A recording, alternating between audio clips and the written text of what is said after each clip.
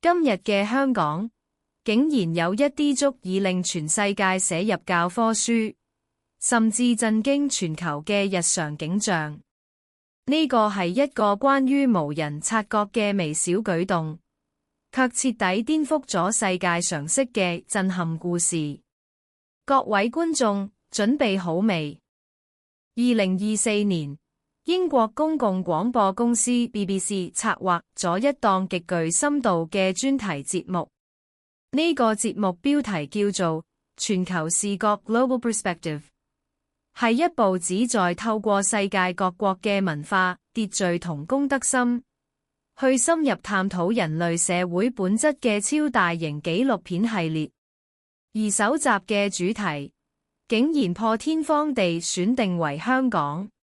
呢個探討人類社會本質嘅紀錄片系列，拍攝場地既唔係孭着名嘅太平山頂觀光地，亦都唔係咩大事件嘅案發現場，而係金鐘站內回盪住急速嘅腳步聲。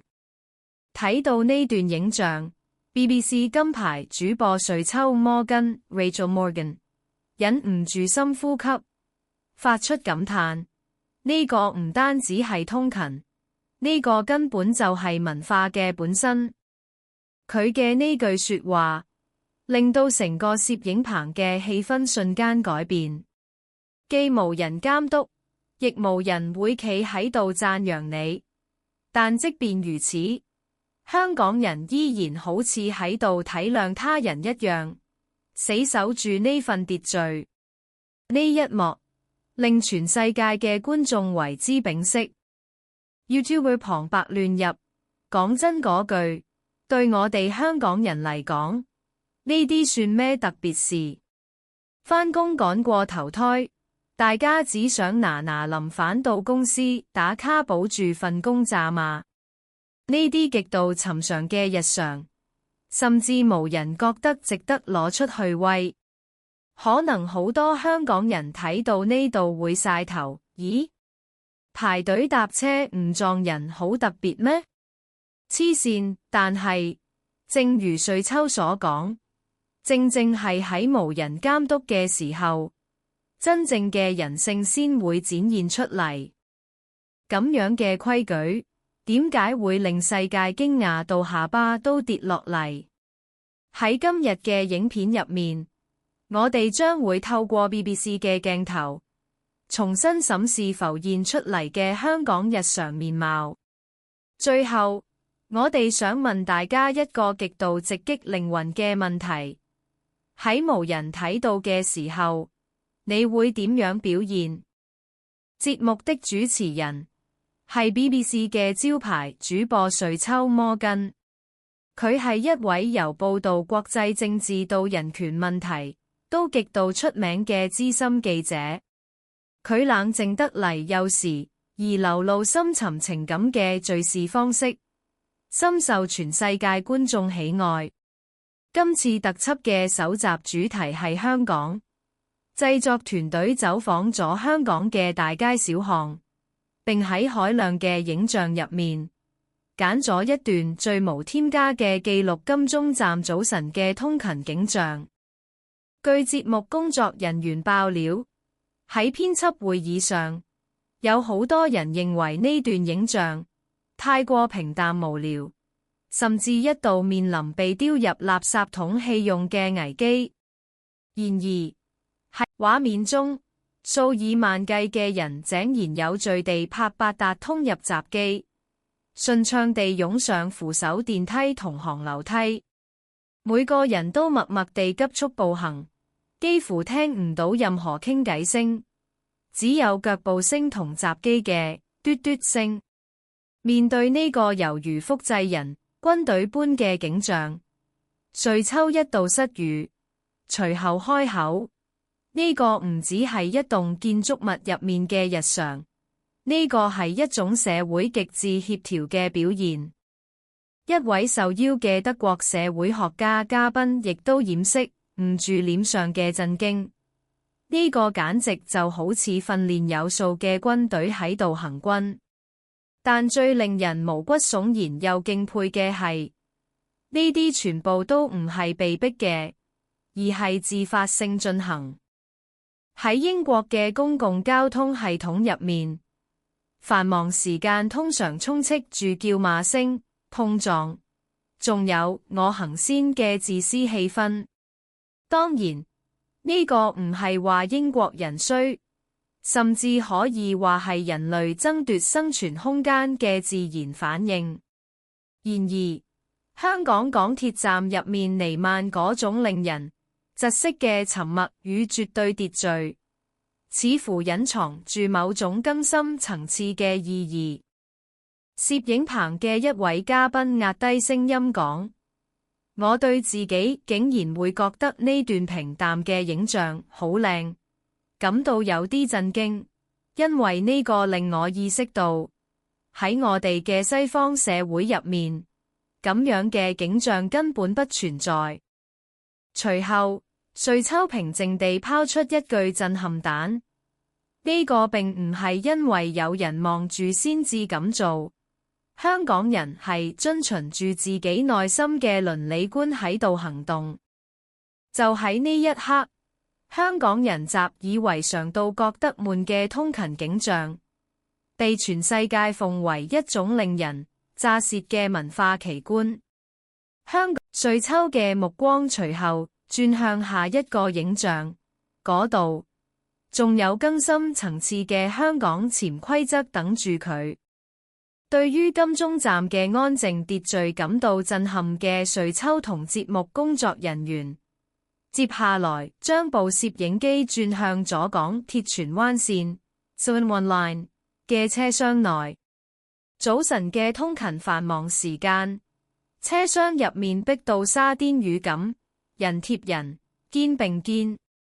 儘管如此，車廂內卻彌漫住一種詭異嘅寧靜，只有扶手吊環嘅搖晃聲、列車行駛過路軌嘅摩擦聲，以及平淡嘅下一站旺角廣播聲喺度回盪。即使你豎起耳仔聽，都聽唔到更多嘅聲音。儘管幾百人逼埋喺同一個密閉空間，卻無任何一個人傾偈。喺攝影棚睇住呢段影像嘅瑞秋喃喃自語，無人講嘢。令人驚訝嘅唔單止係無交談聲，鏡頭一轉，捕捉到坐喺座位邊緣嘅一位小學生，佢孭住個超重嘅書包，安靜地攞出一本書喺度溫習。佢揭書。採訪過後，工作人員喺徵得許可進行詢問時，呢兩個細路竟然只係平淡地回答：呢個同平時一樣㗎咋。攝影棚嘅一位外國嘉賓困惑到極點。喺英國嘅通勤列車上，學生同朋友大聲嘈交，用手機開喇叭播歌簡直係常態。好多唔用耳機嘅後生仔甚至多次被媒體報道為社會毒瘤問題。相比之下，香港 YouTuber 旁白亂入，大佬啊，外國人真係唔識嘢。我哋香港嘅學生哥朝早7點幾就要起身返學，放學仲要補習補到夜晚8點，攰到連講嘢嘅力氣都冇啦，仲邊有精神嘈？不過講真，香港人對唔好阻住地球轉，唔好騷擾到人呢種執念，的確係世界級。瑞秋感覺到呢種規矩同單純嘅軍事紀律唔同，呢個唔係因為怕被老師或者警察鬧，而係遵循住自己內心嘅標準。佢話呢個就係沉默嘅美學。互不干擾他人空間嘅默契，正在無言之中被死死守護住。嗰份沉默入面蘊含住體諒，無人強迫，亦無所求回報，只係尊重他人嘅存在，並將自己視為秩序嘅一部分來行動。呢種素質已經自然地滲透入香港人嘅骨髓入面。瑞秋繼續講，呢個唔係高壓訓練嘅結果，呢個係滲透到文化入面，對他人關懷嘅最高級形式。細路能夠喺公共場合保持絕對安靜，證明咗呢個社會對公共意識嘅教育有幾咁成功。在場嘅每個人都對呢句話默默點頭。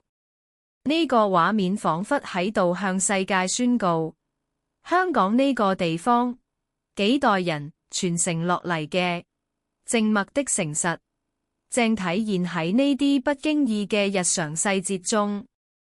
然而，高潮往往伴隨着轉折，節目突然轉向咗下一個場面，一個秩序瞬間徹底崩塌嘅突發事件。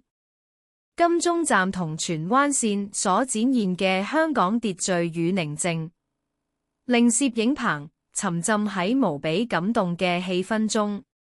但緊接發生嘅一件事，猶如一巴掌打醒所有人。地點係旺角站 Mong Kok Station 嘅月台，攝影機捕捉到早晨繁忙時間，人們正排住長長嘅隊列等候上車。每個人都精準地踩喺腳下嘅排隊黃線外，保持住一定嘅社交距離，安靜地等待住。無人指揮，仿佛遵循住一條神聖嘅無言規則。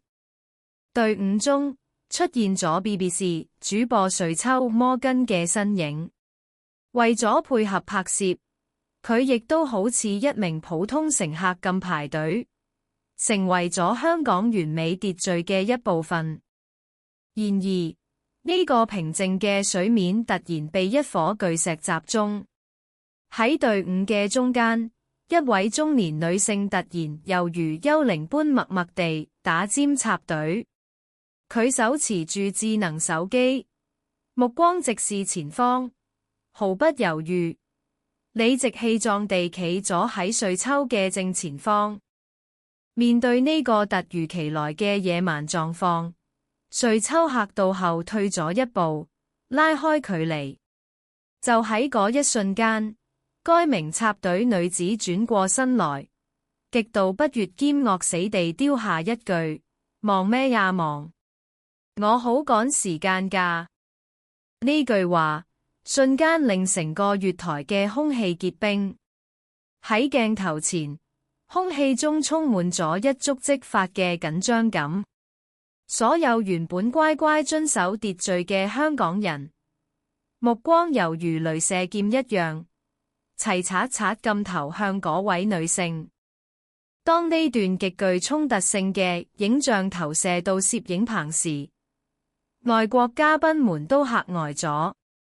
佢哋開始質疑，香港人入面都有呢種自私自利嘅人嗎？說實話，我哋好失望。先前受到極高讚揚嘅香港規矩，咦？似乎喺一瞬間土崩瓦解。沉重嘅沉默喺攝影棚蔓延開來。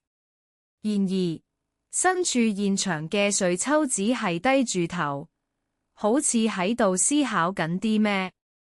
緊接着，鏡頭重回現場，嗰個打尖嘅女性依然面不改色，其他香港乘客亦因為唔想惹事而停下咗動作。喺一陣騷動之後，略顯尷尬地退開嘅瑞秋竟然向她輕輕鞠躬致歉。點知該名女性得寸進尺，鄙視地丟下咗一句震驚全場嘅英文。I'm Chinese, not Hong Konger, OK。我是中國人，不是香港人 ，OK。YouTuber 旁白亂入，哇哇哇！各位觀眾睇到呢度，我相信留言區已經準備好暴動啦。呢個反轉真係比睇 TVB 劇集仲要狗血。我係中國人，唔係香港人。呢句話一出，簡直係完美解釋咗成件事嘅起承轉合。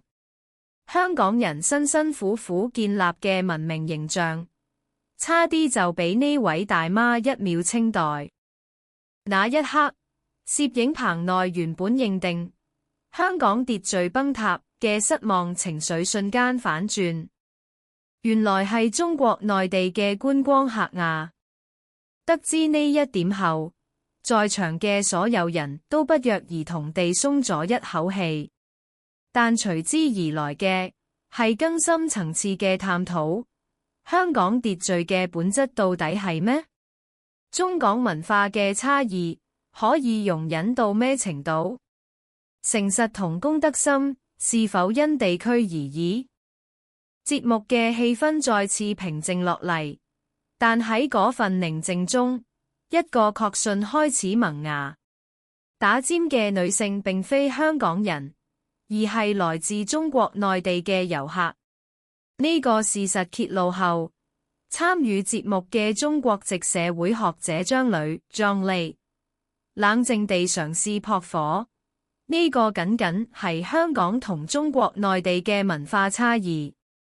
喺中國內地，至今仍存在着先到者得嘅強烈生存價值觀。插隊有時會被視為一種效率，而非純粹嘅惡意。瑞秋接納咗佢嘅意見，以平靜嘅語氣回應：文化嘅的確係不同。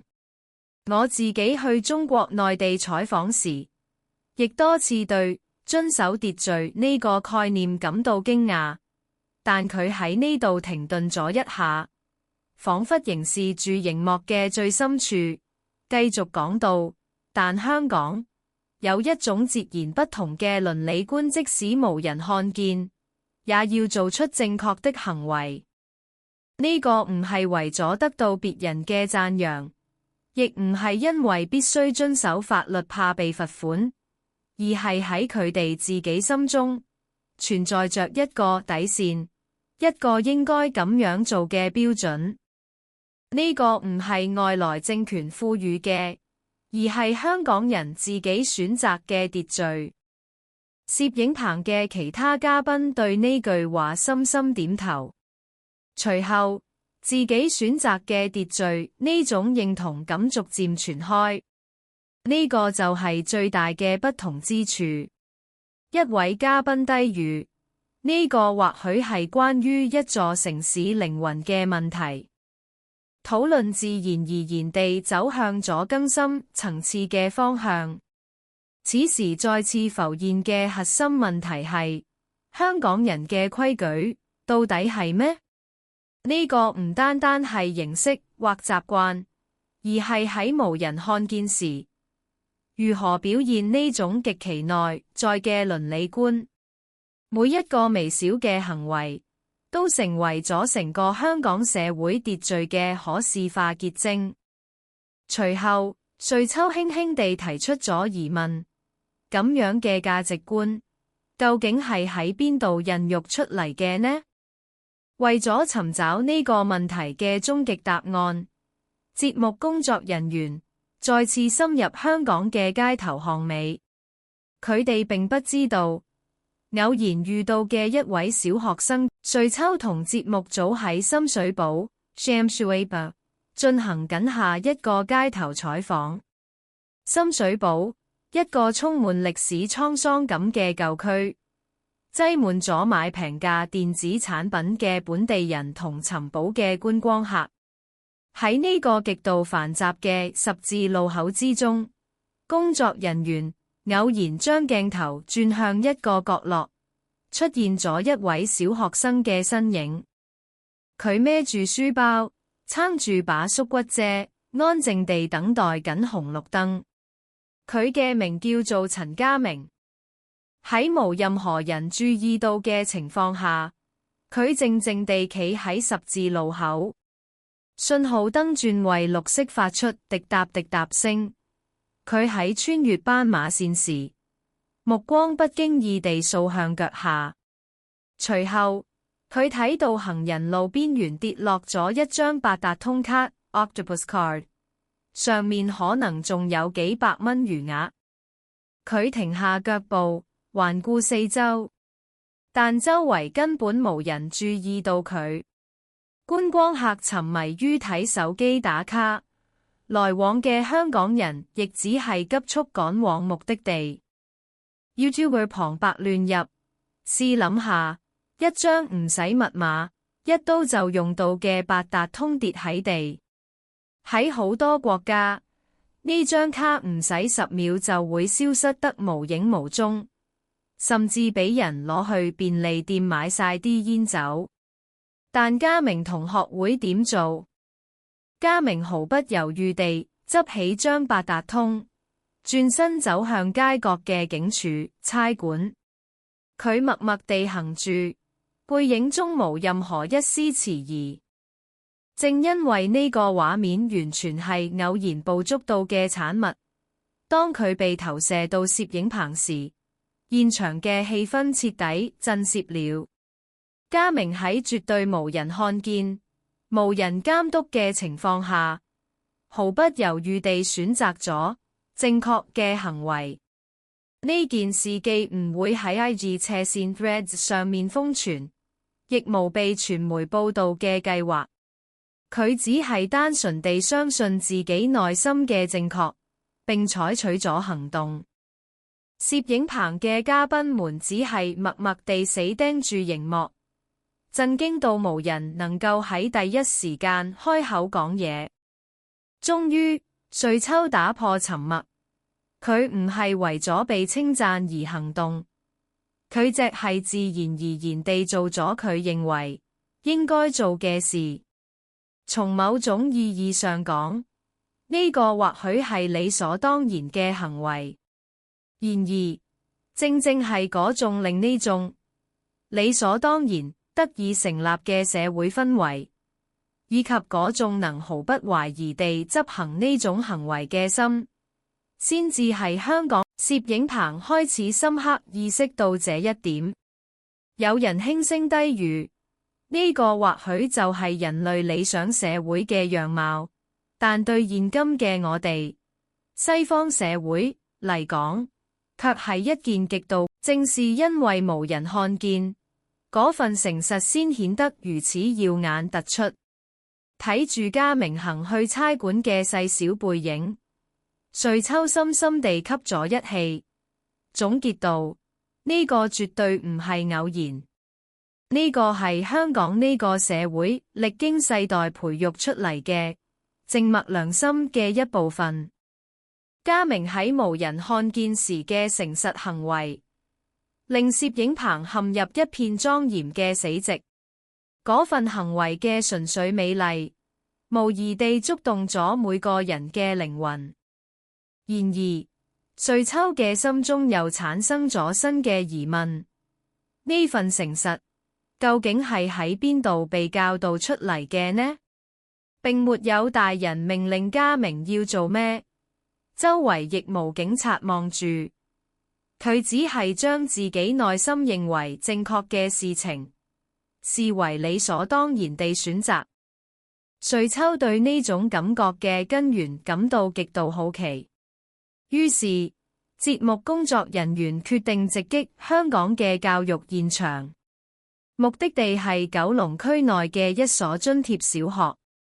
令人驚訝嘅係，喺孩子們緊湊嘅一天日程中，有一段時間被明確地納入其中，嗰就係大掃除時間。鐘聲一響，孩子們便立刻放低書本，拿起地拖、掃把同毛巾，開始打掃自己嘅課室。有啲高年級學生甚至負責清洗廁所。老師無企喺度嚴厲監督，無人拎住條藤條命令，孩子們只係平靜、認真、安靜地完成自己嘅職責。有嘅細路跪喺度抹地板，有嘅細路清黑板粉筆灰，有嘅細路整理垃圾桶，就似係例行公事一樣，完美運作。睇到呢一景象，瑞秋一邊多次回看攝影機嘅影像，一邊驚嘆：喺英國，學校嘅打掃工作係由專業嘅清潔工人負責嘅。如果叫孩子們喺學校攞住抹布抹地板，好多怪獸家長肯定會投訴，覺得我俾錢送個仔嚟讀書，唔係嚟做洗碗工，唔應該俾佢哋做。但接受採訪嘅一位香港教育工作者就咁講，呢個被視為一種學習。孩子們自然而然地學會咗自己維護自己空間嘅感覺，呢個亦連接着對自己嘅行為負責任，以及培養為他人設想嘅同理心。瑞秋深切地意識到，正是這種並非奉命行事，而是為自身環境負責嘅教育方針，先至成為家明嗰種誠實行為得以自然發生嘅肥沃土壤。看似不經意嘅打掃景象，裏面蘊含嘅香港價值觀係：自己嘅行為不應委託或推卸俾他人。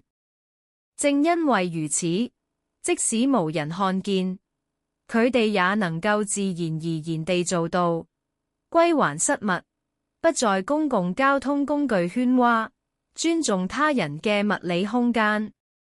嗰晚，瑞秋回到酒店，喺筆記本上寫下咗一段注定成為經典嘅話：香港嘅秩序，並非作為一種高壓制度，而是作為一種習慣根植於日常。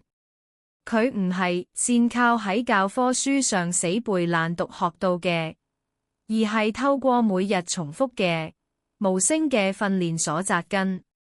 佢哋並非因為有人喺度望住先遵守，而係因為無人看見，所以更覺得值得去遵守。我認為呢個就係香港嘅靈魂文化。YouTuber 旁白亂入，聽到呢度，身為香港人嘅你，有冇覺得眼眶有少少濕潤？平時我哋成日鬧香港呢樣唔好嗰樣唔好，怨氣沖天，但原來喺外國人眼中，我哋每日習以為常嘅小習慣，竟然係一種極高境界嘅文明體現。當攝影棚為香港嘅小學教育感動不已時，節目製作團隊又獲得咗另一份極具震撼力嘅影像資料。場景轉移到2023年因世界盃或海外大型賽事而沸騰嘅法國巴黎。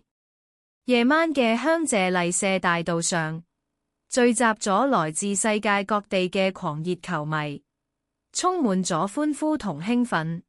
天空飄揚住各國旗幟，但狂歡過後，街上散落滿地嘅紙杯、酒樽同空罐，街道嘅垃圾狀況簡直就好似打完仗嘅廢墟一樣。